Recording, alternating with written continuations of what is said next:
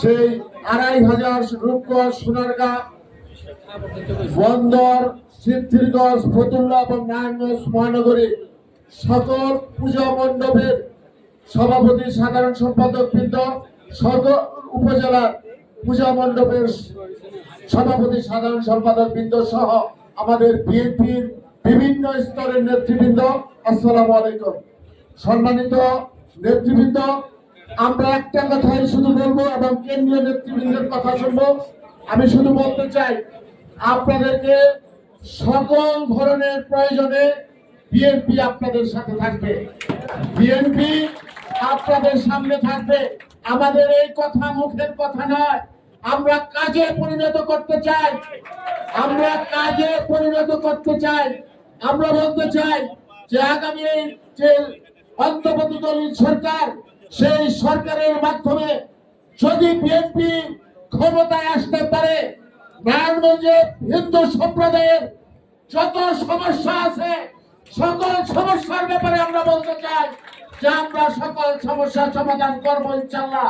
আমি যেই সময় ওই যে সিটি কর্পোরেশনে নির্বাচন করেছিলাম, ওই সময় আমি বলেছিলাম এই যে এখানে একটা দিঘি আছে হিন্দু সম্প্রদায়ের, সেই দিঘিকে আমরা যদি নির্বাচিত হতে পারি, সেটাকে আমরা জাতীয়ভাবে জাতীয়করণ করে সেটাকে আমরা হিন্দু সম্প্রদায়ের একটা তীর্থস্থান করার জন্য আমরা সেখানে ব্যবস্থা নিব। আমরা এই কথা বলতে চাই, আমরা বলতে চাই হিন্দু সম্প্রদায়ের যত শ্মশান আছে, যে সকল মন্দিরের জায়গা বেহাত হয়েছে, সেই জায়গা বিএনপির কেউ বেহাত করে নাই, ওই আওয়ামী লীগের লোকেরা বেহাত করেছে। সকল জায়গায় হিন্দু সম্পত্তি উদ্ধার করে হিন্দু ভাইদেরকে পদার্পণ করা হবে। আমরা বলতে চাই, হিন্দু ভাইরা আমাদের প্রতি আস্থা রাখবেন, আমাদের নেতা তারেক রহমানের প্রতি আস্থা রাখবেন।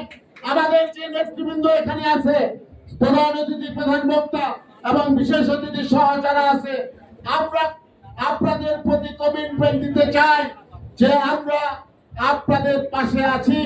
এই পূজা আপনাদের পূজা, আপনারা, আমি ওদিন বলেছি 13 তারিখে যে সংখ্যালঘু কথাটা আর বলবেন না।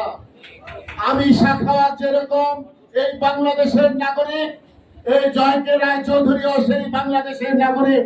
সুতরাং এখানে কারো অধিকার কারো থেকে কম নয়।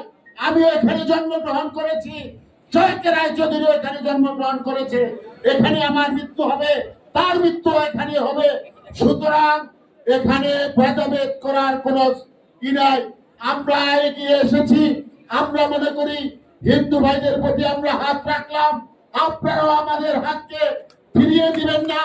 আমরা আপনাদের সকল প্রয়োজনে আপনাদের সাথে থাকবো এবং আপনাদের প্রতি কোনো অন্যায় হবে, অবিচার হবে, সেটা বিএনপি সেটাকে গ্রহণ করবে না, মেনে নেবে না। আপনাদের সাথে থাকবো। এবং এই দুর্গাপূজায় আমার সদস্য সচিব বলেছে যে আমাদের এই মহানগরী এলাকায় 66টি দুর্গা উৎসব হবে। প্রত্যেকটি পূজা মন্দিরের সামনে আমাদের বিএনপি এবং যুবদল, স্বেচ্ছাসেবক দল, ছাত্র দলের আমরা 25 থেকে 30 জন করে আমরা ইতিপূর্বে একটি করে টিম করেছি। প্রত্যেক টিম আমরা এরকম কিছু করবো না যে সবসময় এরা ওখানে যে থাকবে, তো আপনাদের যাতে পূজায় আবার ই না হয়, ব্যাঘাত সৃষ্টি না হয়, আপনাদের প্রয়োজনীয়তা অনুযায়ী আপনারা বলবেন, আমরা সেখানে আমরাই করব। কিন্তু আমরা যাতে আবার বেশি পাহারা দিয়া যাতে কোনো বিঘ্নতা সৃষ্টি না হয়, সেটার প্রতিও আমাদের খেয়াল আছে। আমরা শুধু একটা বিষয় আপনাদেরকে বলতে চাই, সেটা হলো যে দেশি বিদেশি একটা চক্রান্ত চলছে।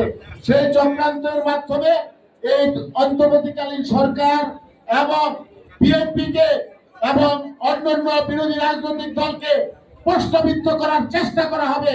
আপনারা সেটার দিকে খেয়াল রাখবেন যাতে এই ধরনের কেউ পরিকল্পিতভাবে কোনো কিছু করে পার না পায়।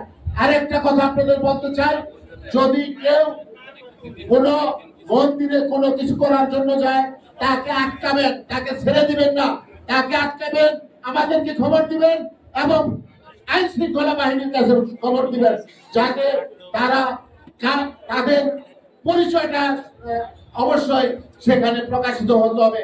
নয়তো দেখা যাবে যে বলবে যে অন্য একটা অপরিচিত লোক আসছে, সেটা বিএনপির লোক কইলা চালাই দিব, সেটা হইতে পারে না, সেটা আমরা হতে দেব না। তো আপনাদের যে পূজা অনুষ্ঠান অত্যন্ত সুন্দরভাবে হোক এবং অন্যান্য বছরের থেকে আরো গতিশীল, আরো সুষ্ঠুভাবে, সুন্দরভাবে, জাঁকজমকপূর্ণভাবে হোক, সেটাই আমরা আশা করি। আপনারা সবাই আপনাদের মধ্যে, আমরা হিন্দু সম্প্রদায়ের মধ্যে আপনারা সবাই ঐক্যবদ্ধ থাকবেন, আপনারা কাঁধে কাঁধ মিলিয়ে আপনারা কাজ করবেন, আমরা আপনাদের সাথে থাকবো ইনশাল্লাহ। সবাইকে ধন্যবাদ। আমরা আপনাদের পূজার সফলতা কামনা করে আমি আমার বক্তব্য এখানেই শেষ করছি। আল্লাহ।